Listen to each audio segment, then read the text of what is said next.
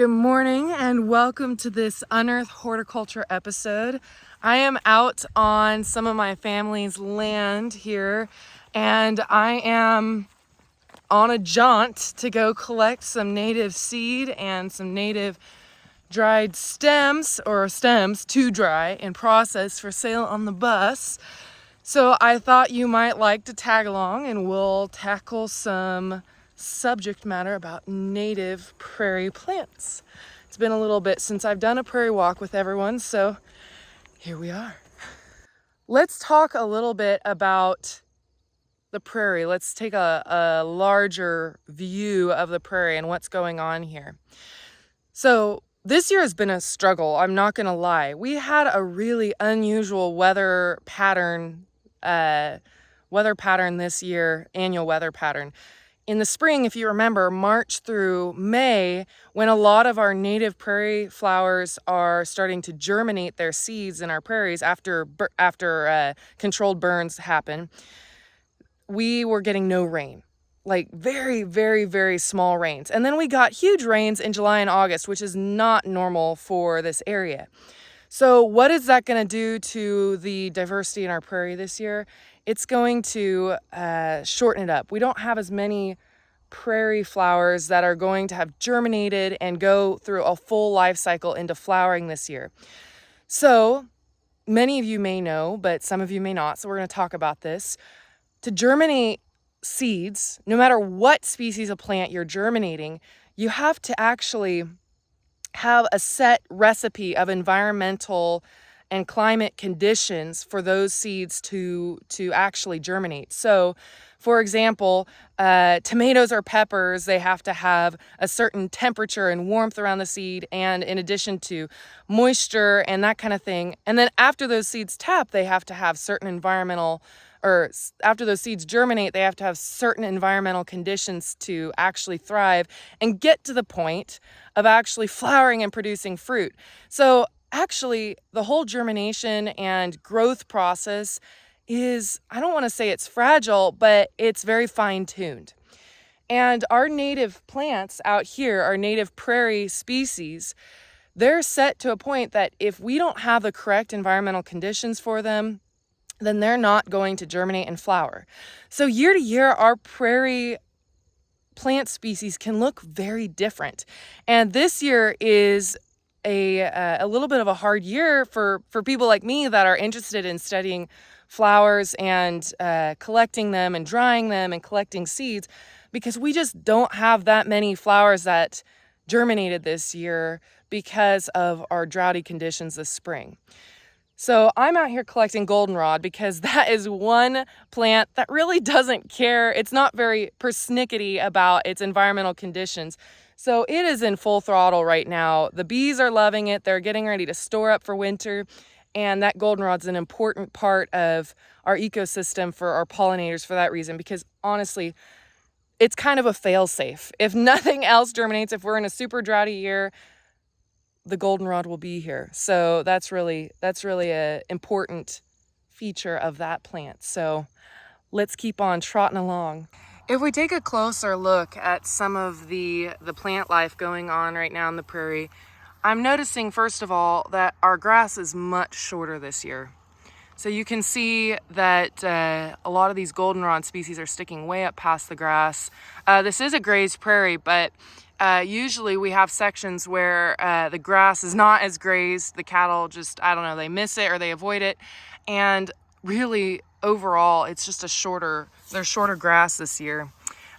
So here's a young Solidago rigida, and it's not started to bloom yet. You can see this one's about ready to go. It's starting to color up there.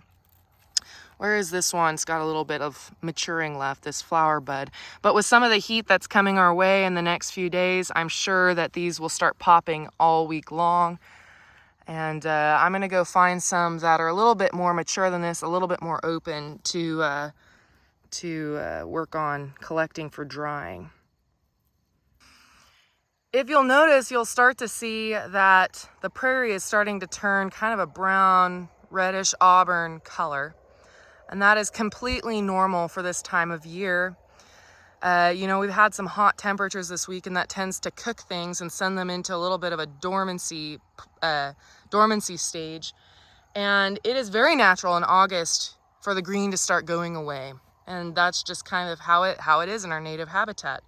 Now, this poses several threats to our area. We have wildfires in Kansas. They can be sparked by something as simple as a chain dragging on the highway or someone throwing a cigarette out. And when I was in Oregon, I was talking to several of the locals about their forest fires in comparison to our prairie wildfires. And we all came to the conclusion they're both bad, obviously. But the difference between an Oregon fire, you know, they've got trees, they go up in flames, they're green oftentimes, and creates a lot of smoke, a lot of haze, and they can burn and fester for weeks on end. Whereas in Kansas, we get a prairie fire that lights up, and in a matter of minutes, miles of prairie can be burned. It travels very quickly, and so there's lots of threats that are imposed by that fact. So what do ranchers do to control prairie fires in the fall? Well, oftentimes there's what we call buffer strips. They mow along roadsides, you know, keep the grass shorter. So that leads me to what they do. There's mechanical control of haying, of mowing down your grass so you don't have as much fodder for the fire to burn. So, for example, if you are wanting to hay in July, that's the optimal time for haying the prairie if you're going to bale it and keep it for your cattle over winter, or for droughty years like this where they need a little extra hay to graze. The reason they hay in July is because that's kind of the last month where you've got green in the prairie, and that's kind of how you know that there's still good nutrients in the plant material that you're going to hay.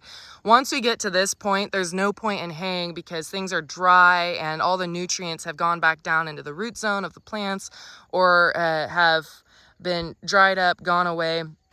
So haying in August is not really a thing. At this point, if you need to mechanically control grass, it's just mown down. So this is also the point in time when cattle start to get removed from grassland because there's no point in them really grazing here. But that mechanical control is one reason that some of our prairies don't have as much fall diversity. Like right now, you can see it's a lot of goldenrod and a lot of ironweed. There's some liatris, but if things are mechanically controlled in the fall and constantly removed at the peak of their flowering cycle, then there's not going to be seeds produced. It's not going to be as diverse this time of year. Some of that's natural because it's just a dry time of year, which is hard for many plant species to thrive and live. But also it has to do with how our prairies are managed. It's just over the years, this is how we've managed our rangeland. So there's a little bit of pro tip about rangeland management. Let's crack on. I've been keeping an eye particularly on this prairie because it is full of one of my favorite flowers, liatris, or gay feather. That's a common name for it too. It is a spike purple flower, and I'll throw a picture or video in here so you can see it. And it's really fun to dry for prairie arrangements I saw on the bus because it holds those purple pigments even after it's dried. A lot of flowers that flower purple, like ironweed, they turn to a brown after the flower heads have dried. So it's really fun to have a purple flower, especially for this K-State grad. So I will be back out here in a month or so to harvest some liatris. So my favorite thing about goldenrod, especially this species, the canadensis goldenrod, is that it has a really pretty spike, because it looks like it's kind of got a curlicue on the end of the spike. It cascades, and that makes for really fun designing and really unique interest to the flower spike itself. Goldenrod actually does not, I mean, it does cause allergies to an extent because it does have pollen. But the main thing out here right now that's flowering that is causing major issues for me is the ragweed. Ragweed blooms at the same time as goldenrod, and it is a major issue for many people's sinuses. All that pollen gets up in there.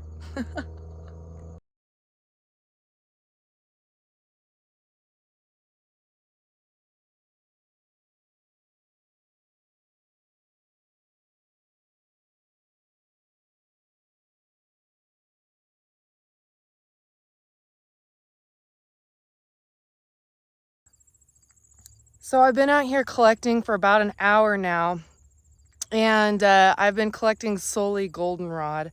This is that goldenrod, the Solidago rigida. And the rigida is a little bit later bloomer than the Canadensis goldenrod. So I'm gonna have to come back out here in a couple weeks or so. But I found a few that are about right for harvesting for dried flowers. You want them to be just before fully open, so that because they kind of mature a little bit as they dry. So it's important not to have them too open, because if they're too open, they could litter or drop seeds all over the place in my customers' homes and my home. So we wouldn't want that now, would we? I have happened upon a lone wolf, a little Verbena stricta, and I'm going to show you this little vervain here. Here it is.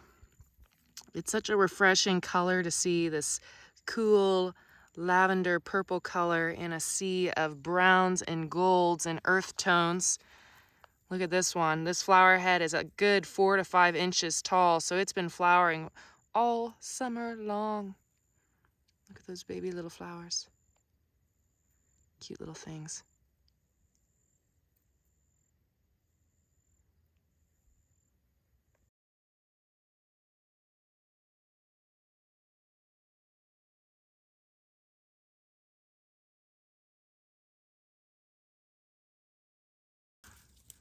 Okay, so check out these bunches of goldenrod that are going to be dried. They're gonna have really pretty gold color for the fall.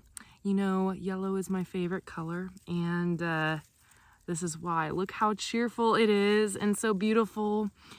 Yeah, goldenrod is a wonderful cut flower.